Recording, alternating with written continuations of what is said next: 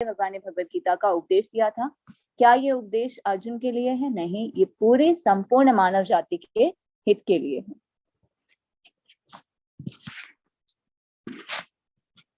और दूसरे तीसरे अध्याय में हमने जाना ज्ञान। कौन सा ज्ञान? आत्मा के बारे में, शरीर के बारे में। हम कौन है? We are the part and parcel of Krishna. हम परमात्मा के अंश हैं और भगवान से हम अलग हो गए हैं। हम कौन है? विद्रोही आत्माएं। हमारे लिए क्या किया भगवान ने? इस सृष्टि की रचना की और हम इस भौतिक जगत में आए। और जब तक ये आत्मा परमात्मा तक नहीं पहुंचती तो ये बार बार जन्म मृत्यु के चक्र में चलती रहती है। और आत्मा कहाँ रहती है? हर एक जीव के हृदय में परमात्मा के रूप में विराजमान है। और आत्मा का साइज क्या है? बाल के अग्रभाग का 1/10,000वां भाग। अगर हम अपने एक बाल के टिप को, अग्रभाग को 10,000 पार्ट्स में डिवाइड कर दे, जो 10,000वां पार्ट होगा वो क्या है? आत्मा का साइज है। इसलिए आत्मा को देख नहीं सकते, पर ये आत्मा क्या करती है? पूरे शरीर को शक्ति प्रदान करती है। और आत्मा को शक्ति कहाँ से मिलती है? क्योंकि हर एक जीव के हृदय में भगवान परमात्मा के रूप में विराजमान है और वहीं से आत्मा को चेतना प्रदान करते हैं। फिर हमने जाना कर्मयोग के बारे में। 3rd चैप्टर में कर्मयोग में हमने क्या जाना? कितने प्रकार के कर्म होते हैं? 3 प्रकार के कर्म होते हैं, अच्छे कर्म, बुरे कर्म और कृष्ण कर्म। अच्छे कर्म करते हैं तो पुण्य मिलता है, उच्च लोकों में जाते हैं। बुरे कर्म करते हैं तो उसका फल इस जन्म में या अगले जन्म में भुगतने को मिलता है। सेम अच्छे फल का भी होता है, इस जन्म में या अच्छे नेक्स्ट लाइफ में मिलता है। तो बुरे कर्म करने से या तो नेक्स्ट लाइफ में गरीब परिवार में जन्म होता है, या कुरूपता आती है, या शरीर का कोई अंग विक्षिप्त हो जाता है, या फिर नरक में जाना होता है, या पशु योनि मिलती है। और जब हम कृष्ण कर्म करते हैं तो हमें जन्म मृत्यु के चक्र में नहीं आना पड़ता। तो कृष्ण कर्म किसे कहते हैं? जब पूर्ण रूप से भगवान के शरणागत हम होते हैं, कर्म करते हुए साथ में भक्ति करते हैं, तो जितने भी हमारे कर्म हो जाते हैं वो सब कृष्ण कर्म बन जाते हैं। फिर हमने जाना दिव्य ज्ञान, कर्म योग, ध्यान योग, भगवत ज्ञान, भगवत प्राप्ति। और अब भगवान क्या बता रहे हैं? सभी ज्ञान देने के बाद अब बता रहे हैं कॉन्फिडेंशियल नॉलेज, परम गुह्य ज्ञान। और ये जो चैप्टर है ये हर कोई नहीं समझ सकता। कौन समझ सकता है? जो भगवान में श्रद्धा रखता है और जिसे पता है कि भगवान कृष्ण ही भगवान है, शुद्ध है, दिव्य पुरुष है। तो ये चैप्टर उनके लिए बहुत ही लाभदायक है। The king of knowledge, confidential knowledge. Shri भगवानुवाच इदं तु ते गुह्यतमं प्रवक्ष्याम्यनुसूयवे ज्ञान विज्ञान सहितं यज्ञात्वा मोक्षसे शुभात्। इदम ज्ञानम, इदम ज्ञानम का क्या अर्थ है? कौन सा ज्ञान? यहाँ भगवान बता रहे हैं भक्ति। पहले थोड़ा थोड़ा भगवान ने बताया, अब उसको पूरा डिटेल में बताएंगे। कॉन्फिडेंशियल नॉलेज जो परम गुह्य ज्ञान है, भक्ति। भक्ति कौन सी? नवदा भक्ति। प्रहलाद महाराज ने अपने पिता को बताया था नवदा भक्ति के बारे में। श्रवणम, कीर्तनम, स्मरणम, पाद सेवनम, अर्चन, वंदनम, दास्य, साख्य, आत्म समर्पण। तो ये है नवदा भक्ति। भक्ति के 9 अंग होते हैं और इन 9 अंगों में से जो 3 अंग होते हैं वो सबसे सर्वश्रेष्ठ होते हैं। वो कौन से हैं? श्रवण, कीर्तन और स्मरण। श्रवण का क्या अर्थ है? भगवत गीता भागवतम को पढ़ना और सुनना, भगवान के बारे में सुनना। कीर्तन का क्या अर्थ है? हरे कृष्ण महामंत्र का जप करना और सुनना। स्मरण का क्या अर्थ है? भगवान को याद करना। तो जब हम श्रवण और कीर्तन करते हैं तो स्मरण स्वतः ही हो जाता है। तो अगर भक्ति जीवन में आगे बढ़ना चाहते हैं तो सबसे पहले क्या करना होगा? श्रवण। श्रवण का मतलब भगवान के बारे में सुनना। ज्ञान प्राप्त होगा तो ही हम आगे भक्ति जीवन में बढ़ सकते हैं, क्योंकि जब तक हमारे मन में संशय रहेंगे तो आगे भक्ति जीवन में आगे बढ़ना मुश्किल है। तो हमें क्या करना है? सबसे पहले श्रवण, ज्यादा से ज्यादा भगवत गीता भागवतम को सुनना है, पढ़ना है, ताकि हमें सही ज्ञान प्राप्त हो और हम आगे डिसाइड कर पाए कि हमारे को आगे क्या करना है और हमारे जीवन का लक्ष्य क्या है। तो इस श्लोक में भगवान क्या कह रहे हैं? श्री भगवान ने कहा, हे अर्जुन, चूंकि तुम मुझसे कभी ईर्ष्या नहीं करते, इसलिए मैं तुम्हें यह परम गुह्य ज्ञान तथा अनुभूति बतलाऊंगा, जिसे जानकर तुम संसार के सारे कलेशों से मुक्त हो जाओगे।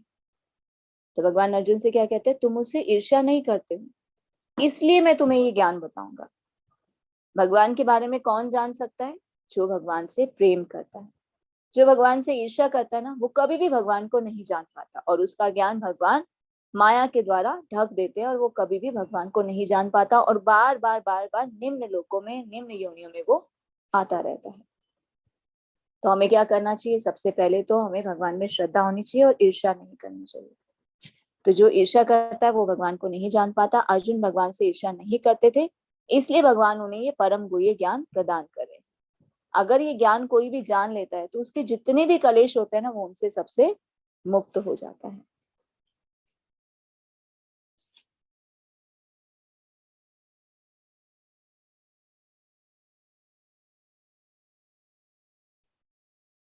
प्रथम श्लोक का विशिष्ट महत्व है इदम ज्ञान।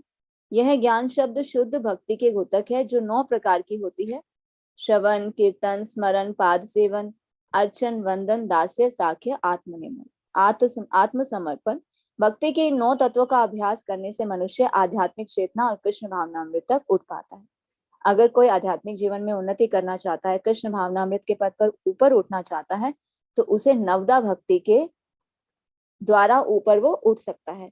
तो नवदा भक्ति में जो सबसे 2 महत्वपूर्ण अंग है वो कौन से हैं? श्रवण और कीर्तन। जब हम करते हैं तो तीसरा अंग स्वतः ही हो जाता है। तो इस श्लोक का अनसुईवे शब्द भी अत्यंत महत्वपूर्ण है। बहुश्रुत विद्वान भी भगवत गीता के विषय में अशुद्ध व्याख्या करते हैं। क्यों? क्योंकि वे कृष्ण के प्रति ईर्ष्या रखते हैं, अतः उनकी टीकाएं व्यर्थ होती हैं। केवल कृष्ण भक्तों द्वारा की गई टीकाएं ही प्रामाणिक है। कोई भी ऐसा व्यक्ति जो कृष्ण के प्रति ईर्ष्यालु है, ना तो भगवत गीता की व्याख्या कर सकता है, ना ही पूर्ण ज्ञान को प्रदान कर सकता है। और ऐसी टीकाओं से सावधान रहना चाहिए। जो व्यक्ति यह समझते हैं कि कृष्ण भगवान है और शुद्ध तथा दिव्य पुरुष हैं, उनके लिए अध्याय लाभप्रद होंगे। भगवत गीता की कितनी कॉपीज हैं? आई थिंक 700 to 800 टीका करना है, जो अलग अलग लेखकों द्वारा लिखी गई है। और उसमें वो क्या करते हैं? भगवान से ईर्ष्या करता है, इसलिए भगवत गीता की अच्छे से व्याख्या नहीं कर पाते और क्या करते हैं? कृष्ण को छुपा देते हैं। अब कृष्ण को छुपा देंगे तो सही ज्ञान नहीं मिलेगा। तो ना तो उन्हें ज्ञान होता है क्योंकि वो भगवान से ईर्ष्या करते हैं, ना वो ज्ञान को ले पाते हैं, ना ही आगे किसी को दे पाते हैं। इसलिए जो ऐसी टीकाएं पढ़ते हैं जो अभक्तों द्वारा लिखी गई होती है, उनका टीकाकरण किया जाता है, वो कभी भी भगवान को नहीं समझ सकते और पूर्ण ज्ञान प्राप्त नहीं कर सकते। कई बार आता है ना, कुछ लोग बोलते हैं भगवत गीता हमने पढ़ी है पर कुछ समझ में नहीं आया। तो हो सकता है कोई ऐसे टीकाकरण की टीका पढ़ी हो जिसमें भगवान के बारे में ही स्पष्ट रूप से ना बताया गया हो, कंफ्यूजन उनको रहती है। तो कंफ्यूजन से क्या होगा? और कंफ्यूजन क्रिएट होगी, इसलिए भगवत गीता का ज्ञान समझ में नहीं आता। तो सही भगवत गीता का ज्ञान कहाँ से लिया जा सकता है? जो कि प्रामाणिक गुरु शिष्य परंपरा प्रणाली द्वारा, जिसपे स्टैंप लगी है, हाँ हमारे गुरु ने इस पे स्टैंप लगाई है, ये सही है, तभी आप आगे इसे दे सकते हैं। और यही ज्ञान क्या होता है? पूर्ण ज्ञान प्रदान करता है। और ये चैप्टर उन लोगों के लिए है जो कृष्ण को भगवान समझते हैं और उन्हें दिव्य पुरुष के रूप में जानते हैं। सॉरी, राज विद्या राजगुह्यम, ये क्या है? The king of knowledge. यह ज्ञान सब विद्याओं का राजा है, जो समस्त रहस्यों में सर्वाधिक गोपनीय है। यह परम शुद्ध है और चूंकि यह आत्मा की प्रत्यक्ष अनुभूति कराने वाला है, अतः यह धर्म का सिद्धांत है। यह अविनाशी है और अत्यंत सुख पूर्वक संपन्न किया जाता है। ये ज्ञान परम गुह्य ज्ञान है, कॉन्फिडेंशियल नॉलेज है, क्योंकि ये आत्मा की प्रत्यक्ष अनुभूति कराने वाला है, साक्षात्कार करवाता है, और यही धर्म का सिद्धांत है और अत्यंत सुख पूर्वक इसे संपन्न किया जाता है। 9.3, हे परम तप, जो लोग भक्ति में श्रद्धा नहीं रखते वे मुझे प्राप्त नहीं कर पाते, अतः वे इस भौतिक जगत में जन्म मृत्यु के मार्ग पर वापस आते रहते हैं। तो जो भगवान में श्रद्धा नहीं रखते उनकी क्या स्थिति होती है? वो भगवान को नहीं जान पाते। जो भगवान को नहीं जानेगा वो भक्ति भी नहीं करेगा। जो भक्ति नहीं करेगा वो बार बार जन्म मृत्यु के चक्र पर वापस आता रहेगा। इसलिए हमें सबसे पहले क्या होना चाहिए? भगवान में श्रद्धा होनी चाहिए।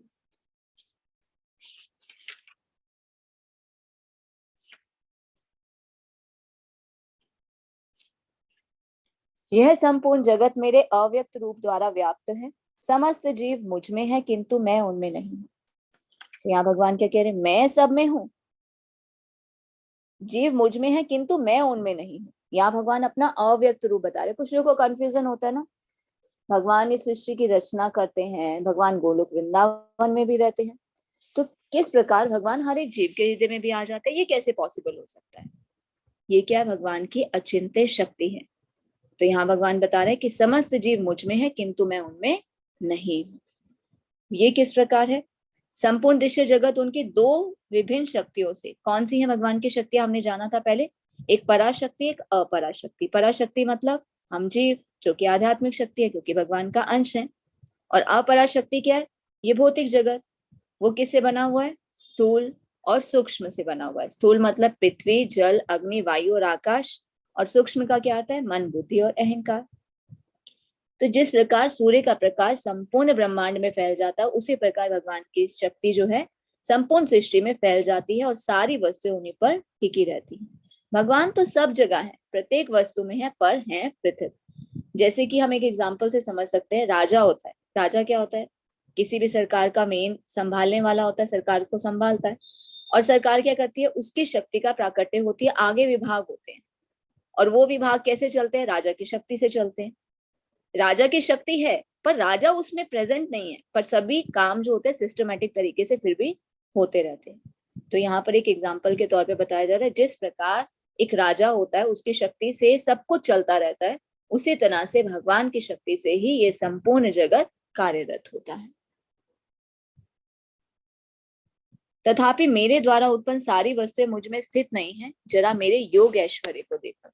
यद्यपि मैं समस्त जीवों का पालक करता हूँ, सर्वत्र व्याप्त हूँ, लेकिन मैं इस विराट अभिव्यक्ति का अंश नहीं हूँ, मैं सृष्टि का कारण स्वरूप हूँ।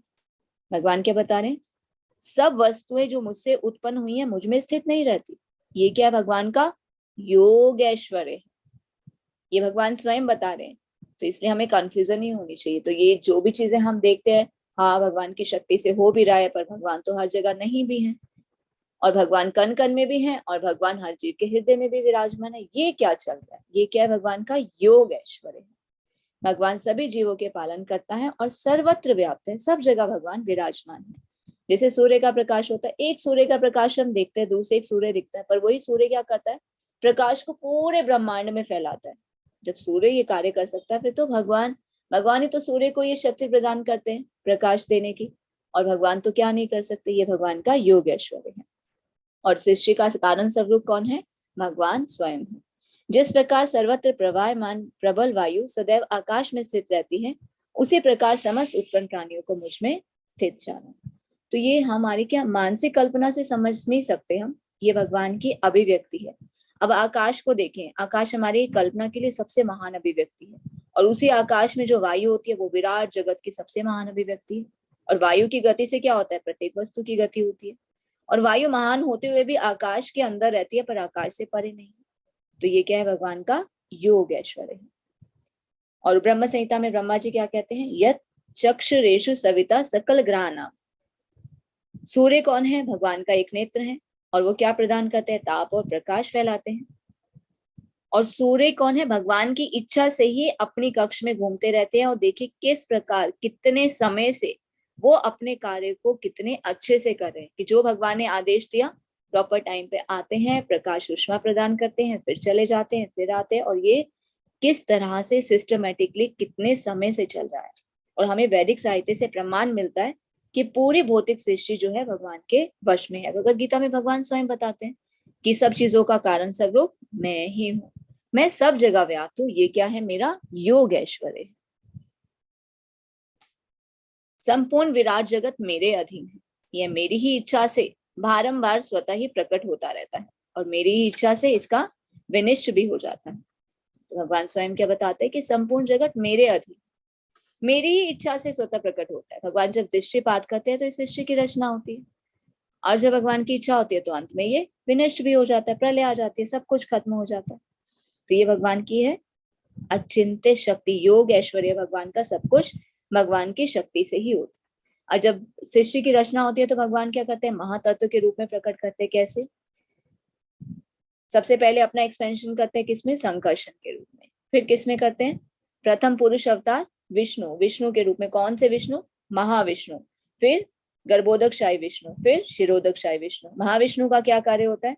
महाविष्णु के रूप में वो प्रवेश करते हैं और कारण अन्न में शयन करते हैं। तो अपनी सांस से, भगवान की सांस से क्या होता है? असंख्य ब्रह्मांड निकलते हैं, और इन ब्रह्मांडों में से हर एक में वो गर्भोदकशाही विष्णु के रूप में प्रवेश कर जाते हैं, और फिर प्रत्येक ब्रह्मांड की अलग अलग सृष्टि होती है।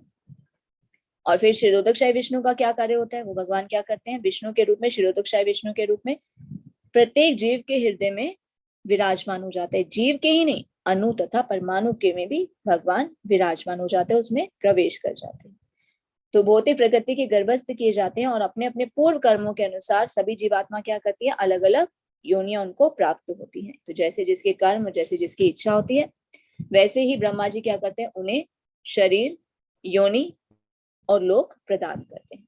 और जब प्रलय आती है तो क्या होता है, सब कुछ सुप्त अवस्था में हो जाता है। जैसे हम सो जाते हैं ऐसे सब कुछ जीव आत्मा जो है कभी भी नष्ट नहीं होती। आत्मा क्या है, नश्वर और अविनाशी है। और जब प्रलय आता है तो सब सुप्त अवस्था में हो जाती है। फिर से जब सृष्टि की रचना होती है तो फिर पुनः अवस्था में हो जाती है। फिर से ये चक्र चलता रहता है। तो जब तक सभी आत्मा भगवान के धाम भगवत धाम नहीं पहुंच जाती तो ये चक्र बार बार चलता रहता है। मया अध्यक्षेन प्रकृति सूयते सचराचरम। तो भगवान यहाँ पे क्या बता रहे हैं, यह भौतिक प्रकृति मेरी शक्तियों में से एक है और मेरी ही अध्यक्षता में कार्य करती है, जिससे सारे चर तथा अचर प्राणी उत्पन्न होते हैं। इसके शासन में यह जगत बारंबार सृजित और विनष्ट होता रहता है।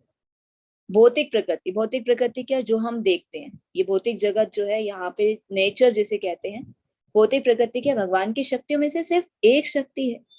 एक भगवान की शक्ति में से एक छोटा सा कण जैसे हम कह सकते हैं।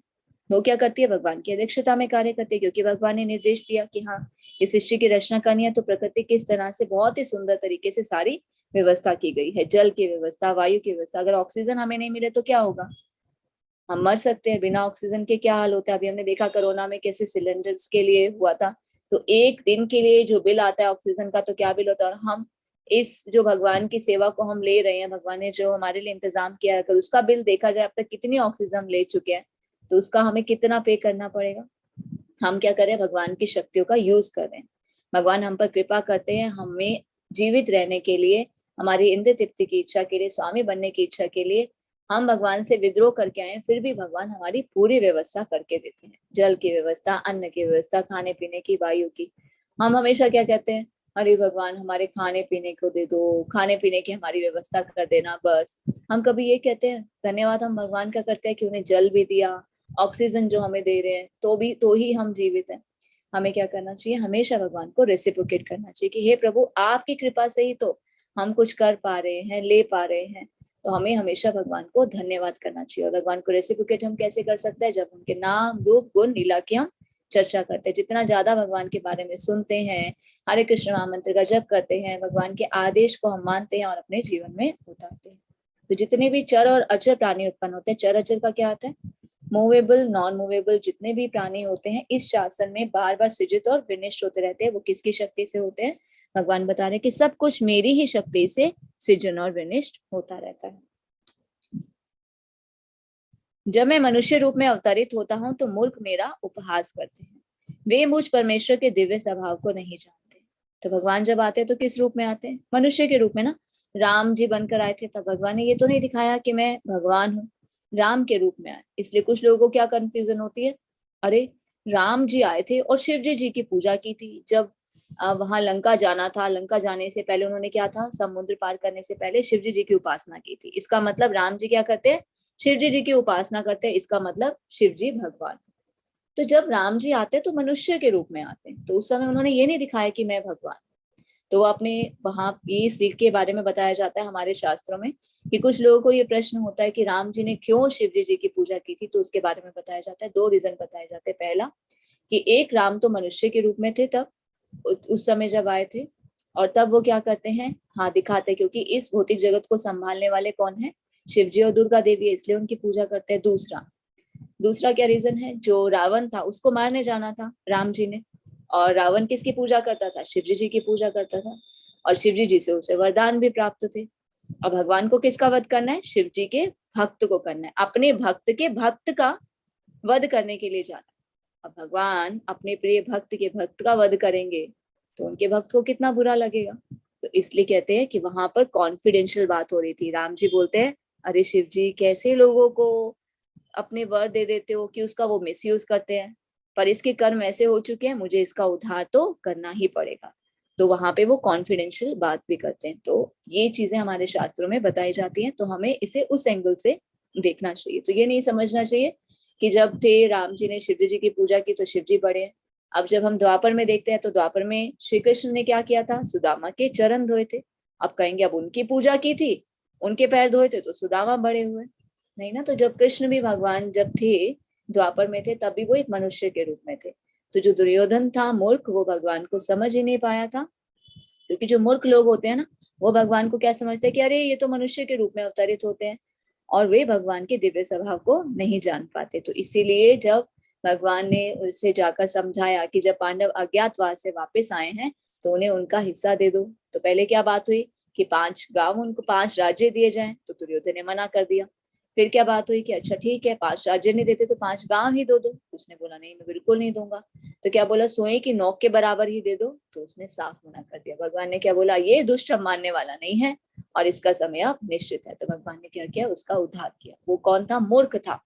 दुर्योधन जो था भगवान को नहीं जान पाया, दिव्य स्वभाव को नहीं जान पाया। ये मूर्ख होते हैं जो भगवान को ये समझते हैं कि भगवान मनुष्य रूप में अवतरित होते हैं और उनका उपहास करते हैं। तो हमें उपहास नहीं करना चाहिए। हम भगवान की जो भी दिव्य लीलाएं सुनते हैं, अब कुछ लोग क्या कहते हैं, अरे भगवान के पैर में तीर लगा और मर गए, ये तो भगवान भी तो मरते और आते हैं, जन्म होता है भगवान का और मर जाते हैं। नहीं, भगवान आते हैं और जाते हैं, ये भगवान का प्रकट और अप्रकट होने की जैसा, इसे जन्म मृत्यु नहीं कहते। भगवान का जन्म और मृत्यु नहीं होती, भगवान सदा सदा के लिए, सिर्फ भगवान आते हैं और चले जाते हैं। जिस तरह से सूर्य, अब हम सूर्य को कहे सूर्य तो चला गया, वो क्या खत्म हो गया, उसका अस्तित्व खत्म हो गया? नहीं, सूर्य आता है और चला जाता है। तो भगवान का आना और जाना किसके समान होता है, सूर्य के समान होता है। जिस प्रकार सूर्य आता है और चला जाता है, उसी प्रकार भगवान इस जरा जगत में आते हैं, अपनी लीलाएं करते हैं और फिर चले जाते हैं। एक सेकेंड। हे पार्थ, मोह मुक्त महात्मा जिन दैवी प्रकृति के संरक्षण में रहते हैं, वे पूर्णतः भक्ति में निमग्न रहते हैं, क्योंकि वे मुझे आदि तथा अविनाशी भगवान के रूप में जानते हैं। जो मोह मुक्त महात्मा जन है वो किसकी प्रकृति के संरक्षण में रहते हैं, दैवी प्रकृति के संरक्षण में रहते हैं। दैवी प्रकृति क्या, ये भौतिक प्रकृति जो भगवान की शक्तियों में से एक है।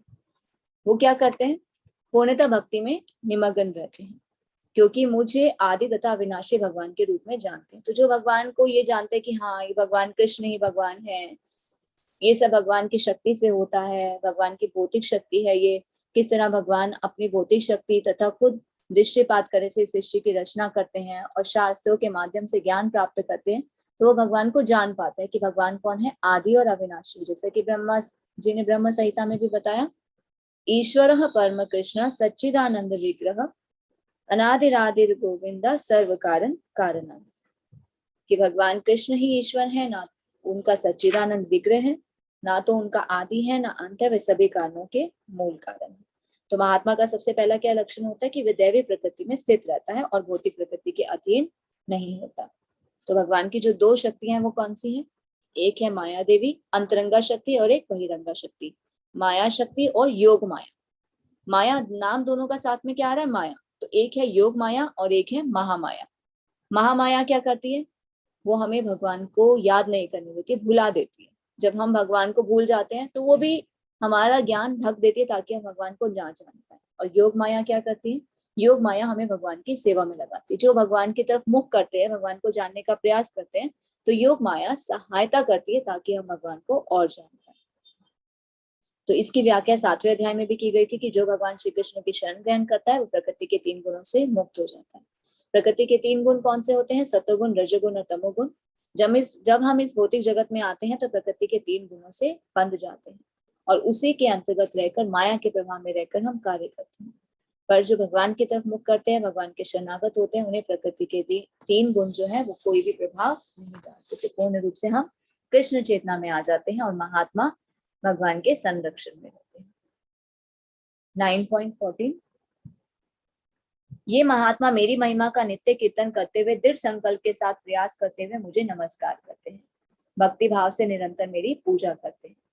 तो जो प्रकृति के 3 गुणों के वश में ना होकर से भगवान के शरणागत होते हैं, कौन हो सकता है प्रकृति के 3 गुणों से मुक्त, जो भगवान के शरणागत होता है। इसे हम कैसे समझ सकते हैं, देखिए प्रकृति के जो 3 गुण हैं वो रस्सी के समान होते हैं। गुण का मतलब रस्सी, जैसे कैदी होता है, कैदी को अगर जेल में बंद किया जाए और रस्सियों से बांधा जाए, वो जकड़ा हुआ तो होता है ना, चाहे वो सोने की रस्सी हो, चांदी की हो या लोहे की हो। तो ये जो 3 गुण है 3 रस्सियों के समान है। सतोगुण जो है वो सोने की रस्सी है, रजोगुण जो है वो चांदी की रस्सी है और जो तमोगुण है वो लोहे की रस्सी, पर हम क्या बंधे हुए हैं। जैसे कैदी किसी भी रस्सी से बंधा हुआ पर जकड़ा हुआ होता है, मुक्त नहीं होता, उसी तरह से हम भी इन प्रकृति के 3 गुणों के अंतर्गत कार्य करते हैं। आगे हम जानेंगे कि इस प्रकार ये 3 गुण हम पर प्रभाव डालते हैं। अगर हम इन प्रकृति के 3 गुणों से मुक्त होना चाहते हैं तो हमारे लिए क्या एक उपाय भगवान ने बताया कि जो मेरे शरणागत होता है वो प्रकृति के 3 गुणों से मुक्त हो जाता है। क्यों? क्योंकि प्रकृति के 3 गुण भगवान के नियंत्रण में होते हैं। तो ऐसे महात्मा भगवान की महिमा का नित्य कीर्तन करते हुए दृढ़ संकल्प के साथ प्रयास करते हैं, भगवान को नमस्कार करते हैं और भक्ति भाव से मेरी पूजा करते हैं। जैसे कि श्रील प्रभुपाद ने क्या किया, पूर्ण रूप से भगवान के शरणागत 75 की एज में कहा जाते हैं, पाश्चात्य देश जाते हैं, वहां जाकर भगवत भक्ति का प्रचार करना शुरू करते हैं। दृढ़ संकल्प के साथ हमेशा भगवान को नमस्कार करते हैं, ऐसे भगवान से प्रार्थना करते हैं कि हे प्रभु, मैं आपके हाथों की कुटपुतली हूँ, आपका ही कोई प्रयोजन होगा कि आपने मुझे यहाँ भेजा है, आप मेरी सहायता करें ताकि मैं इस उद्देश्य को पूर्ण कर पाऊं और मैं भगवत भक्ति का प्रचार कर पाऊं। तो भगवान उनकी सहायता करते हैं। क्यों? क्योंकि पूर्ण रूप से भगवान के शरणागत होते हैं, भगवान का चिंतन करते हैं, भगवान को नमस्कार करते हैं। तो इस प्रकार जो पूर्ण रूप से भगवान के शरणागत होता है तो भगवान उसकी सहायता करते हैं। तो हमने देखा कि श्रील प्रभुपाद 75 की एज में एक बुजुर्ग व्यक्ति जाता है और 10 साल के अंदर कितने सारे मंदिर, और अब हम देखें श्रील प्रभुपाद के जाने के बाद भी कितना ज्यादा प्रचार हो रहा है। कोई भी देश विदेश की ऐसी जगह नहीं है जहाँ पर इस्कॉन का मंदिर ना हो, जहाँ पर अष्ट विग्रहों की पूजा ना होती हो और भगवत गीता भागवतम का पाठ ना होता हो। तो ये निरंतर चालू है। किसके प्रयास से? जो महात्मा पूर्ण रूप से भगवान के शरणागत होते हैं, भगवान उनको सहायता प्रदान करते हैं और वो भक्ति जीवन में और आगे स्वयं भी बढ़ पाते हैं और दूसरों को भी आगे बढ़ा पाते हैं। 9.17 मैं इस ब्रह्मांड का पिता, माता, आश्रय तथा पितामह हूँ। मैं जानने योग्य शुद्धिकर्ता तथा ओंकार हूँ। मैं ऋग्वेद, सामवेद तथा यजुर्वेद भी। तो भगवान क्या बता रहे हैं? मैं ही हूँ ब्रह्मांड का पिता, माता, आश्रय और पितामह भी मैं ही जानने योग्य हूँ, शुद्धिकर्ता और ओंकार। जानने योग्य कौन है? भगवान। वेदों का उद्देश्य क्या है?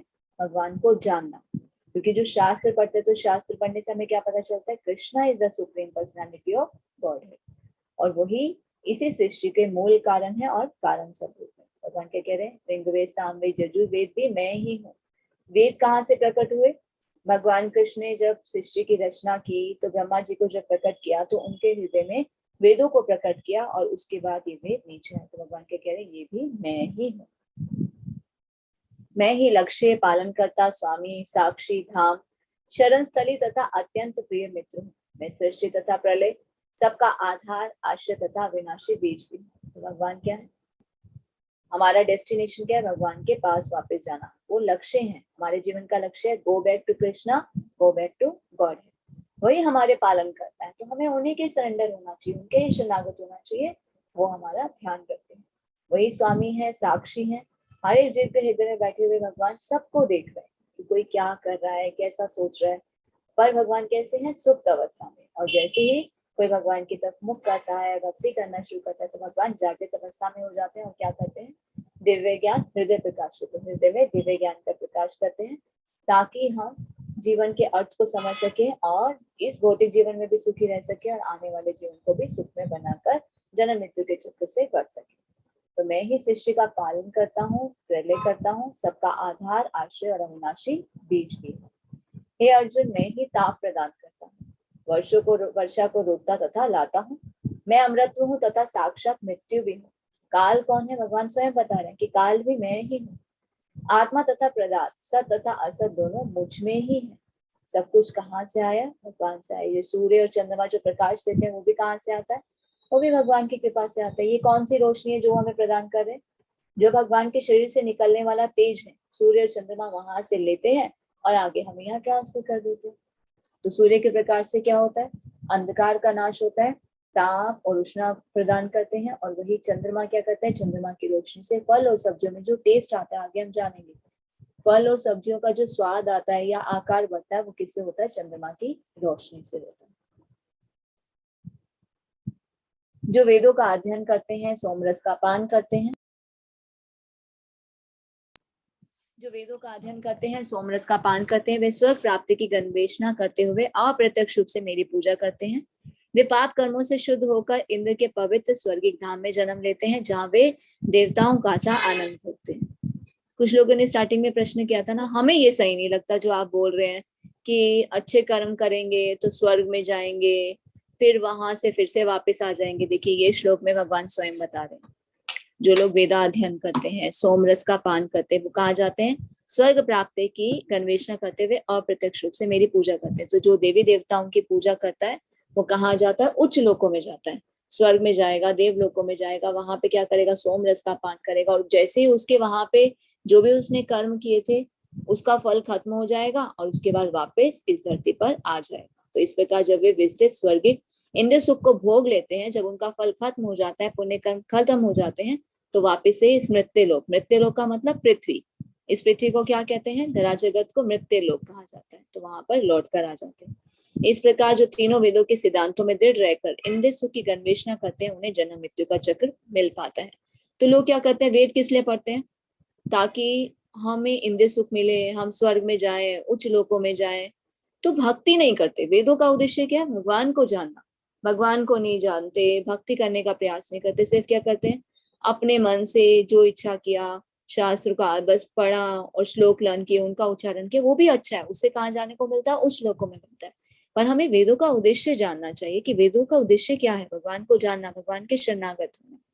जो सिर्फ यही सकाम कर्म करते हैं वो कहाँ जाते हैं, उच्च लोकों में जाते हैं, और जब उनके फल क्षीण हो जाते हैं तो वापस से मृत्यु लोक पृथ्वी पर आ जाते हैं। जैसे कि एक झूला होता है, मेले में जाते हैं ना, झूला क्या करता है, बैठते हैं, ऊपर जाता है, नीचे आता है, वो कैसे गोल गोल गोल गोल घूमता रहता है। इसी तरह से ये चक्र चलता रहता है, अच्छे कर्म के ऊपर फिर वापस नीचे, फिर अच्छे कर्म के ऊपर फिर वापस नीचे, ये ऊपर नीचे ऐसे ही चक्र चलता रहता है। जो जन्म मृत्यु का चक्र वहां पर चलता रहता है। किंतु जो लोग अनन्य भाव से मेरे दिव्य स्वरूप का ध्यान करते हुए मेरी पूजा करते हैं, उनकी जो आवश्यकताएं होती हैं उन्हें मैं पूरा करता हूँ, जो उनके पास है उनकी रक्षा करता हूँ। तो देखिए भक्ति करने के बेनिफिट ही बेनिफिट है। भगवान यहाँ पे हमें बेनिफिट बता रहे हैं कि बेनिफिट क्या क्या होंगे। जो तुम्हारी आवश्यकताएं हैं मैं उसे पूरा करता हूँ, जो तुम्हारे पास है मैं उनकी रक्षा करता हूँ। हमें क्या करना है, सिर्फ भगवान की पूजा करनी है। तो इसका मतलब ये नहीं यहाँ पे सौदेबाजी करेंगे कि हमें कुछ चाहिए, भगवान हमारी रक्षा करें। तो भगवान भी भाव देखते हैं, सौदेबाजी से आ रहे हो या प्रेम से आ रहे हो, हमें प्रेम पूर्वक रहना चाहिए। अब जैसे बच्चा होता है, ठीक है, हम इसको यहाँ पर खत्म करेंगे, लास्ट श्लोक का बाकी हम कल करेंगे। तो जैसे एक बच्चा होता है, छोटा बच्चा क्या होता है, माता पिता पे पूर्ण रूप से डिपेंडेंट होता है। तो माता पिता क्या करते हैं, उसकी आवश्यकताओं का ध्यान रखते हैं कि उसे क्या चाहिए, कब उसको खाने को देना है। देखते ना, 1 साल का बच्चा होता है तो माता कैसे नवजात शिशु का कितना ध्यान रखती है। बच्चे को मांगना नहीं पड़ता कि मम्मी मेरे को खाना चाहिए, क्योंकि वो बोल भी नहीं पाता, पर माता को पता है हाँ इस समय उसको भूख लगेगी, वो उसका ध्यान रखती है कहीं गिर ना जाए, उसे चोट ना लग जाए, उसका हाथ दरवाजे में ना आ जाए, उसे कोई तकलीफ ना हो। तो वो क्या करती है, माता पूरा उसका ध्यान रखती है। उसी तरह से जब हम पूर्ण रूप से भगवान के शरणागत होते हैं तो भगवान भी हमारा ध्यान रखते हैं, जो हमारी आवश्यकताएं होती है उन्हें पूरा करते हैं, और जो हमारे पास है उनकी रक्षा करते हैं। तो इतनी गारंटी तो देखिए कोई भी नहीं देता।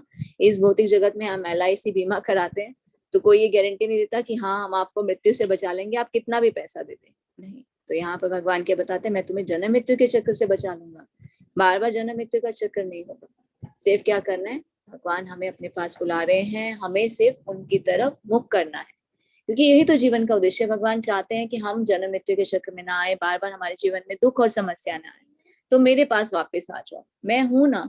तो भगवान हमारी वेट कर रहे हैं, हम उनकी तरफ मुख करें, और हमें क्या करना है, अपनी तरफ से प्रयास करना है। एक स्टेप हम फॉरवर्ड करते हैं तो भगवान तो तैयार बैठे हैं हमें अपने पास खींचने के लिए। तो हमें भगवान की वाणी को अपने जीवन में उतारना है कि कर्म करना हमारा कर्तव्य है, कर्म के फल को हमें भगवान को समर्पित करते हुए साथ में भक्ति भी करनी है।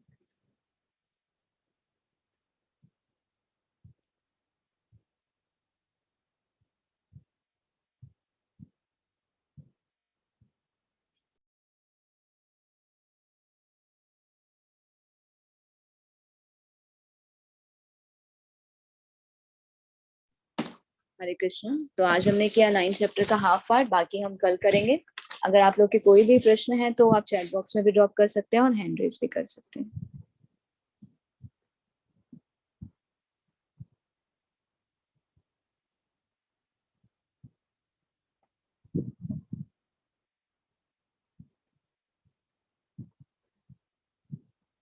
हरे कृष्णा तुलिका माता जी। हरे कृष्णा माता जी, दंडवत प्रणाम। प्रणाम माता जी।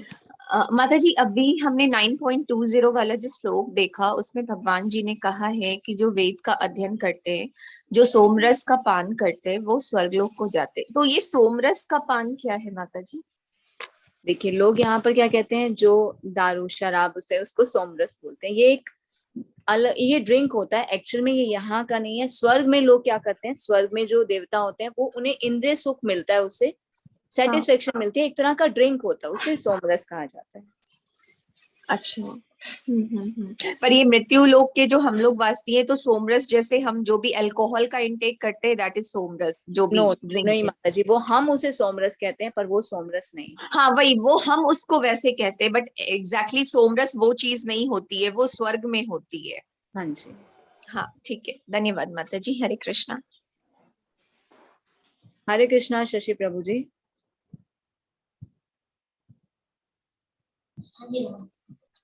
हरे कृष्णा माता जी।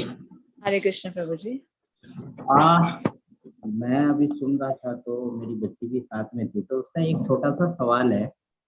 आपने अभी कहा कि कृष्णा को जो है पैर में तीर लगने से उनकी मृत्यु हुई, तो उसका कहना है कि अगर आप कह रही हैं एक तरफ कि भगवान है वो, तो उनकी मृत्यु कैसे होगी? बहुत छोटा सा सवाल है, मेरे पास जवाब नहीं है। जी देखिए, मृत्यु नहीं हुई, ये भगवान की लीला थी, ड्रामा। हम क्या कहते हैं, लीलाएं क्या है, ड्रामा। हम नहीं कहते, भागवतम में इसका वर्णन है कि भगवान की जो भी लीलाएं हैं ड्रामा है। अब मूवी देखते हैं हम, मूवी में बच्चे, अगर कोई उसका हीरो एक्टर जो फेवरेट है उसकी कोई उसने मूवी देखी हो, तो हम क्या करते हैं, मूवी में वो एक्टर मर जाता है, फिर नेक्स्ट मूवी आती है फिर से उसमें आ जाता है। क्या वो सच में मर जाता है? नहीं। ये क्या होता है, एंड होता है ना, मूवी का एंड हो गया, हाँ वो मर गया।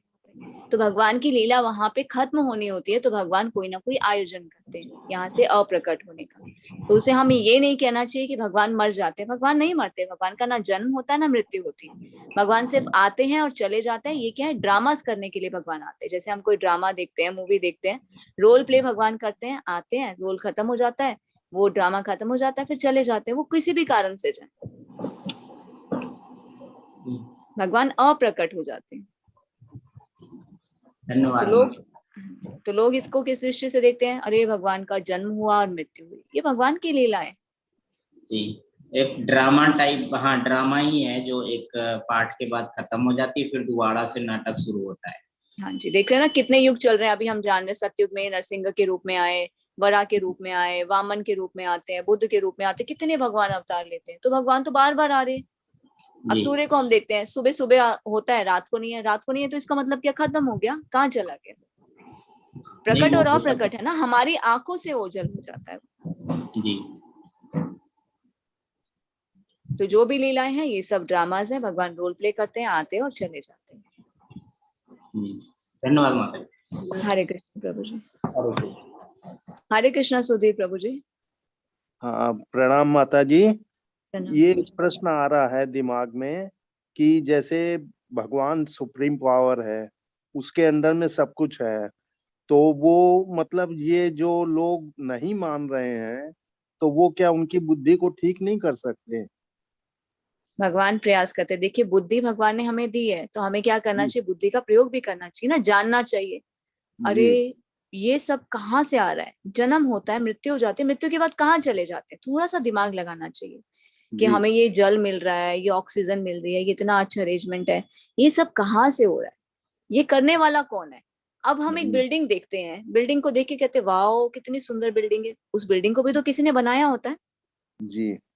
बिल्डिंग को बनाने वाला कोई है, इस प्रकृति की रचना करने वाला भी तो कोई है। कम से जी। कम ये प्रश्न तो आना चाहिए। हमसे अच्छे तो बच्चे हैं, अभी बच्चे बहुत क्वेश्चंस पूछते हैं, ये क्यों, ऐसा क्यों, वैसा क्यों, ऐसी जिज्ञासा हमारे अंदर भी होनी चाहिए। जी। अब जैसे जैसे उम्र बढ़ती है और जिज्ञासा बल्कि बढ़नी चाहिए, और ज्ञान हमें आना चाहिए, ये जी। क्यों हो रहा है, कैसा हो रहा है। अब हम देखते हैं क्या बोला युधिष्ठिर महाराज ने, यक्ष ने जब प्रश्न पूछा, आपको इस भौतिक जगत की सबसे विचित्र चीज क्या लगती है? बोले सब मर रहे हैं, पर लोगों को क्या लगता है, हम तो कभी मरेंगे ही नहीं, और उसकी तैयारी भी नहीं करें, क्योंकि ज्ञान ही नहीं है ना, ज्ञान प्राप्त करने के लिए प्रयास ही नहीं करे। जो प्रयास करेगा, यथार्थ को नहीं समझ रहे हैं। अगर हम मनुष्य जीवन मिलने के बाद बुद्धि का प्रयोग नहीं करते, शास्त्रों को नहीं पढ़ते, तो हम पशुओं से भी नीचे, तो हमसे तो अच्छे पशु हैं फिर। जी कम से कम कर्म का बंधन तो नहीं लग रहा, खाली उन्होंने जी। पहले जो किया उसका भोग कर रहे हैं वो। और हम्म, हम क्या कर रहे हैं, हम तो कर्म के बंधन को और बढ़ा रहे हैं। मनुष्य जी योनि दी, भगवान ने बुद्धि दी कि कम से कम जानो तो सही, जानने का प्रयास ही नहीं करे। अरे इंजॉयमेंट कर रहे हैं, ये जीवन मिला है। लोग क्या कहते हैं, किसी को बोलो ना भक्ति करने के लिए, अरे क्या भक्ति, क्या रखा है इन चीजों में, मरने के बाद कौन कहाँ जाता है, क्या करना है अपने को, एंजॉय करो, जिंदगी जीनी है, एंजॉय करो। ये जीवन किस लिए मिला, ये भगवान के पास वापस जाने के लिए तैयारी है, और हम इसे वेस्ट कर देते हैं। तभी तो बार बार जन्म मृत्यु के चक्कर में चलते रहते हैं। जी। नहीं वैसे माता जी बहुत ही सरल चीजें तो दिमाग में रहती हैं, गूढ़ चीजें मेरे को समझ में अभी उतनी नहीं आती। भगवत गीता सिंपल। भागवतम पढ़िए, जी ये गुह्य ज्ञान भगवान स्वयं बताते हैं।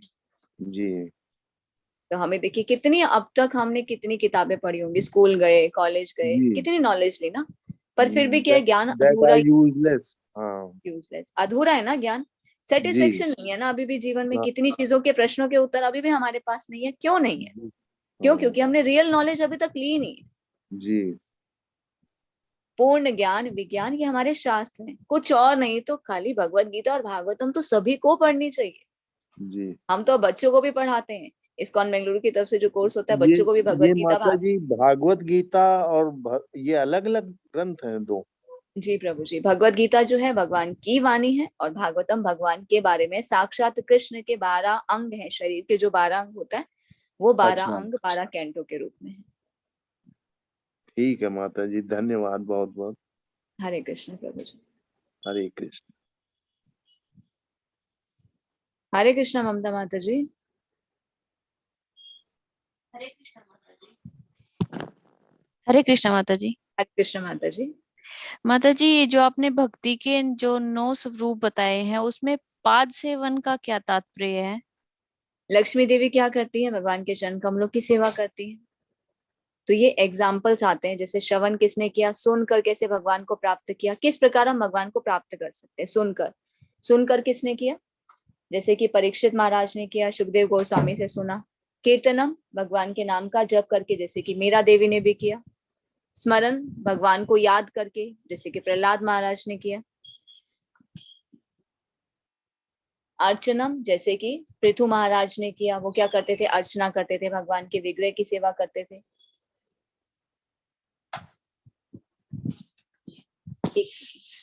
ओपन करो। वंदनम, भगवान की प्रार्थनाएं करके, बहुत ही सुंदर प्रार्थनाएं, जैसे कि ध्रुव महाराज ने की, तपस्या की थी भगवान को प्राप्त करने के लिए। दास्यम मतलब भगवान की सेवा, जैसे कि हनुमान जी ने की। और साख्यम, साख्यम जैसे अर्जुन भगवान के सखा के रूप में भगवान की वाणी को जाना, जैसा भगवान ने बोला उनको शरणागत हुए और भगवान को प्राप्त किया। पाद सेवनम, जैसे लक्ष्मी देवी करती हैं विष्णु जी की सेवा भगवान को प्राप्त करने के लिए, उनका प्रेम प्राप्त करने के लिए। आत्मनिवेदन, अपने आप को पूर्ण रूप से भगवान के शरणागत होना। तो इसमें से हम कोई भी विधि को अपना सकते हैं, पर जो शास्त्रों के अनुसार बताया जाता है, वो 3 विधियां जो सबसे उत्तम है, वो है श्रवण, कीर्तन और विष्णु स्मरण। तो हमें यहाँ से स्टार्ट करना चाहिए। सबसे पहले हमें श्रवण, श्रवण क्या है, मूल आधार है भक्ति का। तो जितना हमें ज्ञान मिलता है, वैसे वैसे हमें पता चलता है कि अब हमें और आगे क्या करना चाहिए।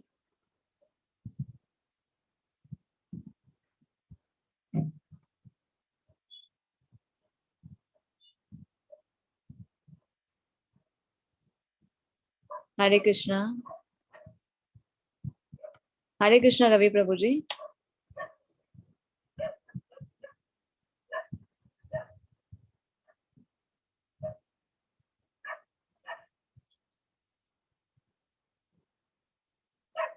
हरे कृष्णा पूजा माता जी।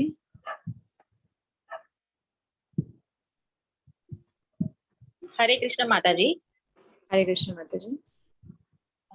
माता जी, मुझे पूछना था कि जैसे हम जो भी कार्य कर रहे हैं, वो कार्य पहले से ही निश्चित किए गए हैं कि हम ऐसे ऐसे कार्य करेंगे, वो पहले से ही लिखा गया है, तो जो अगर कार्य अच्छे कर रहे हैं, जो बुरे कर रहे हैं, तो वो सब पहले से ही लिखे गए हैं, सबके निश्चित कार्य सब आके इधर करते हैं धरती पर।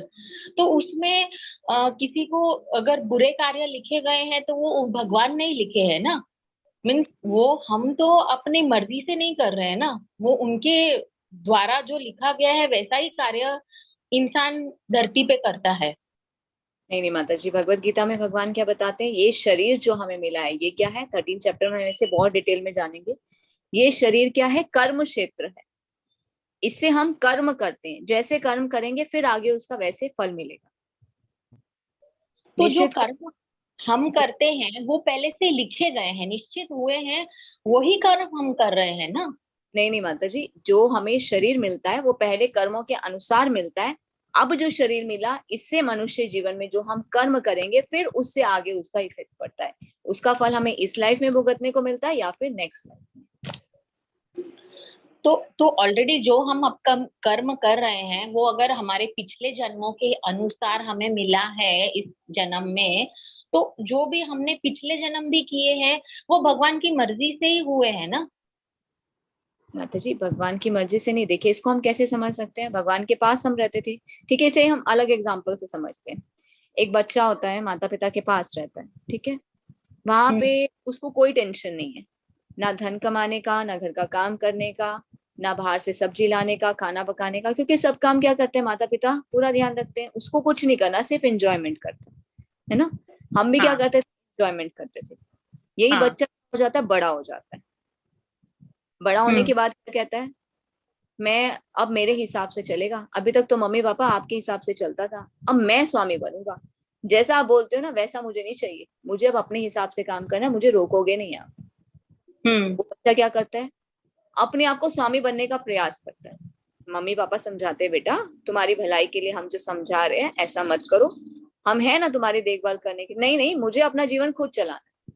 और ऐसे बच्चे क्या करते हैं, बड़े होने के बाद लड़ाई झगड़ा करते हैं, हम इस भौतिक जगत में देखते हैं ना, लड़ाई झगड़ा करते हैं माता पिता से। वही बच्चे तो पहले भी रहते थे, पर लड़ाई झगड़ा करके क्या होता है, माता पिता से अलग हो जाते हैं। माता पिता अलग नहीं करना चाहते, बच्चे झगड़ा करते हैं तो माता पिता क्या कहते हैं, ठीक है नहीं समझ रहा, पहले तो समझाते हैं, नहीं समझ रहा ठीक है जाओ, फिर भी ऐसे नहीं कहते कि घर से निकाल दिया, उसको प्रॉपर्टी में हिस्सा देंगे, घर बना के देंगे, सब कुछ व्यवस्था उसकी करके देंगे, उसकी चिंता भी अंदर अंदर करते रहते हैं। उसी तरह से हमने क्या किया, भगवान से विद्रोह किया। क्यों, अरे इतना ऐशो आराम मिल रहा था, नहीं नहीं हमें भी कुछ करना है, हम खुद कुछ करके करेंगे, ऐसे थोड़ी ना ऐशो आराम करना, हमें भी कोई काम करना है, हमें भी स्वामी बनना है, हमें भी आपके जैसे कार्य करना है। भगवान ने बोला नहीं, बहुत दुख मिलेंगे, यहाँ पे तुम्हें क्या दिक्कत है, सब कुछ तो मिल रहा, नहीं हमें तो कर। भगवान ने समझाया, नहीं माने, हम वहां से अलग हो गए। फिर जब बच्चा क्या करता है, बच्चा अलग हो गया, जैसे हम अलग होके आए हैं, बच्चा अलग हो गया, अब उसने अपने घर तो माता पिता ने दे दिया, पैसा भी दे दिया, अब उसे क्या करना होगा, सुबह उठ के काम पे भी जाना पड़ेगा। क्यों, ठीक है माता पिता ने सब अरेंज करके दे दिया, अब आगे का भी तो चलाना है। वो क्या करता है, काम पे जाता है, उसे खाना भी बनाना पड़ेगा, कपड़े भी धोने पड़ेंगे, घर का सामान भी लेके आना पड़ेगा। अब वो क्या कर रहा है, कर्म कर, अब पैसा कमाने की कोशिश करता है, पैसा कहीं से मिलता नहीं, नौकरी नहीं मिल रही, कुछ नहीं मिल रहा, तो कुछ क्या करते हैं बच्चे, चोरी करने लग जाते हैं। चोरी करना मतलब गलत कार्य, बुरे कर्म किए तो क्या होगा, पुलिस आएगी उसे जेल में डाल देगी। उसी तरह से हम भगवान से अलग हो गए हैं, फिर अब हम क्या कर रहे हैं, कर्म कर रहे हैं, अच्छे करेंगे तो अच्छा फल मिलेगा। वही बच्चा अगर नौकरी करता तो उसे क्या करते हैं, पैसा मिलता है ना, तो जहाँ पे नौकरी करता वहां पैसा मिलता, या बिजनेस कुछ करना शुरू करते, कितना एफर्ट करना पड़ता। उसी तरह से हम भी क्या करें, एफर्ट करें, यहाँ पे आके अच्छे कर्म करते हैं तो उसका अच्छा रिजल्ट मिलता है, इस लाइफ में भी नेक्स्ट लाइफ में भी। बुरे कर्म करेंगे तो उसका बुरा फल मिलेगा। भाग्य के हम खुद ही निर्माता है, भगवान कहते हैं मेरा इसमें कोई इंटरफेरेंस नहीं है, तुम खुद अपनी मर्जी से अलग होके आए हो। और भगवान क्या करें, हमारा साथ नहीं छोड़ते, भगवान देख रहे हैं ये कर क्या रहा है, बेवकूफ ये कह रहा था मैं तो स्वामी बनूंगा, यहाँ पे कोई स्वामी है। हम कितना भी कहें, घर के हस्बैंड में क्या, हस्बैंड क्या बोलते हैं, अरे घर का बॉस मैं हूँ, मेरे हिसाब से चलना चाहिए। जो बोलता है बॉस वही सबसे ज्यादा काम करता है। बेचारे सुबह उठते हैं, हस्बैंड काम पे जाते हैं, पूरा दिन किसके लिए काम करते हैं, परिवार के सदस्यों की सेवा करने के लिए। स्वामी कहाँ से हुए। अब लेडीज कहती हैं अरे घर की बॉस तो मैं हूँ, मेरे हिसाब से सब चलेगा। कहने से क्या होता है, पूरा दिन आप कर क्या रहे हो, सुबह से रात तक बच्चों की सेवा कर रहे हो, हस्बैंड की सेवा कर रहे हो, तो आप कौन हो, सर्वेंट ही तो, कहाँ से स्वामी बन गए। तो हम भी क्या करते हैं, स्वामी बनने की इच्छा से आते हैं, यहाँ पर क्या कर रहे हैं, नौकरी कोई कर रहा है, कोई काम कर रहा है, हमें ऐसा लगता है अरे इसमें सुख है, कोई सुख नहीं। और हम जो कर्म करते हैं उसके अनुसार हमें उसका फल मिलता है। हाँ, पर माता जी मैं पूछ रही हूँ कि हम जो कर्म कर रहे हैं, आप कहते हैं कि हमें पिछले जन्म के कर्मों का फल इस जन्म में मिलता है, तो पिछला जन्म भी जो हमने कर्म किया है वो भगवान ने हमारा लिखा है ना, वो ही कर्म किया है। अगर भगवान ने हमारे कर्म में लिखा है कि हमें बहुत मेहनत मजदूरी करनी है, हमें एकदम बहुत अगर बहुत आलसी जीवन जीना है, तो वैसा ही वो हमें मिल रहा है। और अगर भगवान ने लिखा है कि हम बहुत अच्छी तरह से रह रहे हैं, बिना कोई काम किए सब कुछ प्राप्त हो रहा है, तो हम वैसा ही रह रहे हैं। तो इसमें हम कर्म जो कर रहे हैं वो उनकी इच्छा अनुसार हो रहा है ना। देखिए उन्होंने लिखा नहीं है, हमने किए, उसका फल हमें मिल रहा है। भगवान नहीं लिखते हैं, हम जो करते हैं उसका फल हमें मिलता है। अब जैसे हाँ, क्या हम तो कर अच्छा, रहे हैं, तो उन्होंने कुछ लिखा नहीं है हमारे कर्मों का। हाँ, हाँ उन्होंने नहीं लिखा, हमने अपनी डेस्टिनी खुद रेडी की है। अब अच्छे कर्म करने से क्या होगा, नेक्स्ट लाइफ में धनवान परिवार में जन्म होगा, बहुत ज्यादा मेहनत नहीं करनी पड़ेगी। बुरे कर्म करते हैं तो क्या होता है, नेक्स्ट लाइफ में गरीब परिवार में जन्म होता है, शरीर में सुंदरता नहीं होती। कई बार हम देखते हैं कुछ लोग के अंग खराब होते हैं, कोई विकलांग होता है, आंखें नहीं होती। ये क्या होती है, पिछली लाइफ में ऐसे कर्म किए होते हैं, उसका फल मिलता है। तो हम अपनी डेस्टिनी खुद रेडी करते हैं, भगवान नहीं लिखते। हम अपने भाग्य के खुद ही निर्माता हैं। हम जैसे कर्म करेंगे उसका फल हमें मिलेगा। पिछली लाइफ में हमने जो किया उसका फल हमें इसमें भी मिल रहा है, पिछले में भी ले चुके हैं और इसमें भी मिल रहा है।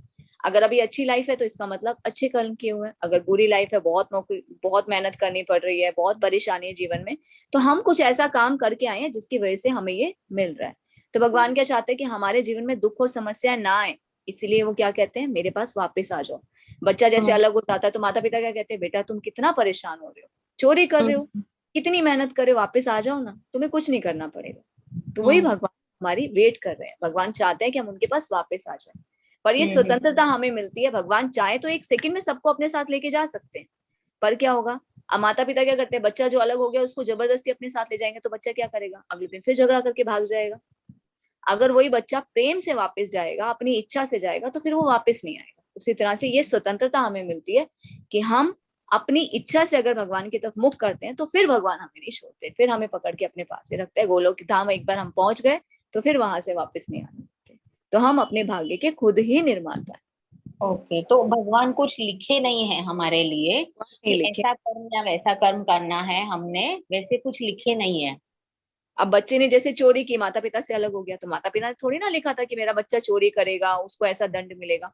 जो बच्चा कर रहा है, जो बच्चा करेगा उसका उसी को ही फल मिलेगा। ओके, तो मतलब जो भी, मतलब हम जन्मों में किसी भी पिछले जन्म जो है, बट वो तो अभी हमको हमें नहीं मालूम है कि हमारा पिछला जन्म जो था वो इंसान का ही जन्म था कि किसी पशु का था या किसी पक्षी का था, वो हमें नहीं मालूम है।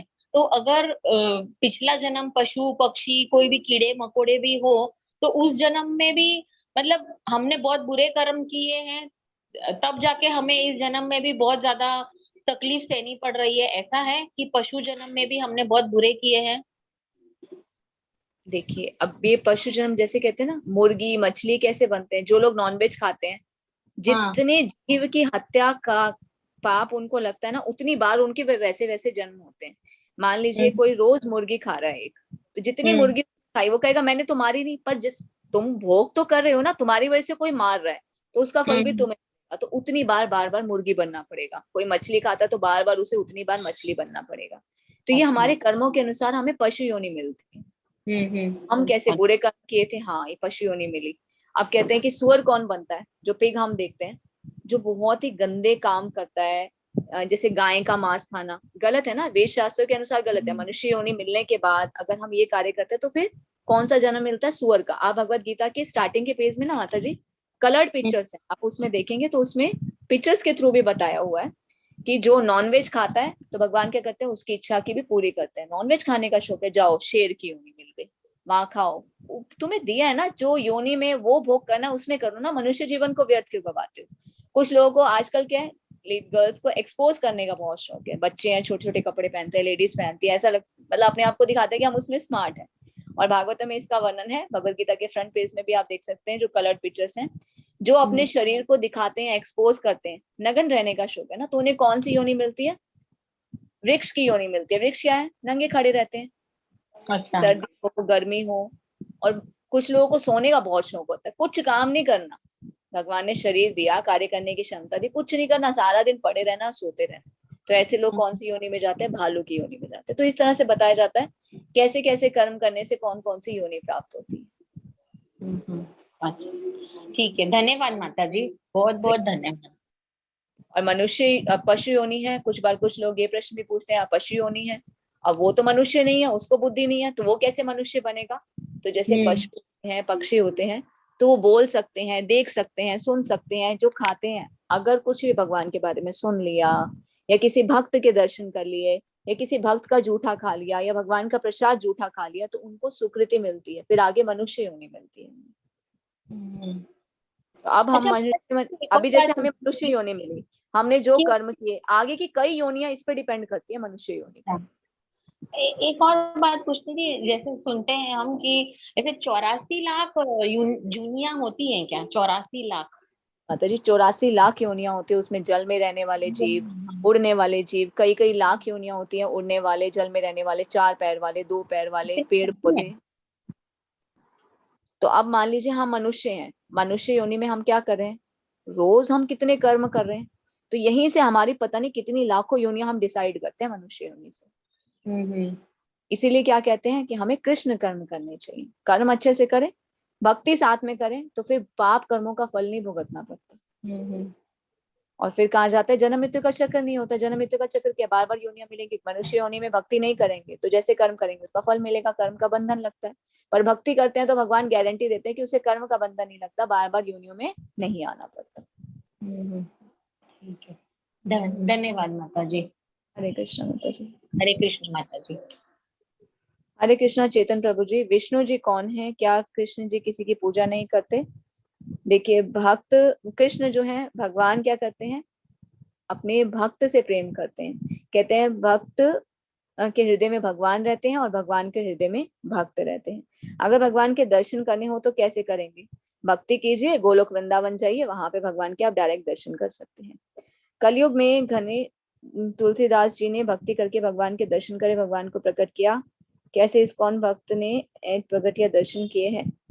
देखिए, भगवान को कौन देख सकते हैं? भगवान के भक्त देख सकते हैं। शुद्ध भक्ति के द्वारा ही भगवान के दर्शन किए जाते हैं, भगवान को महसूस कर सकते हैं।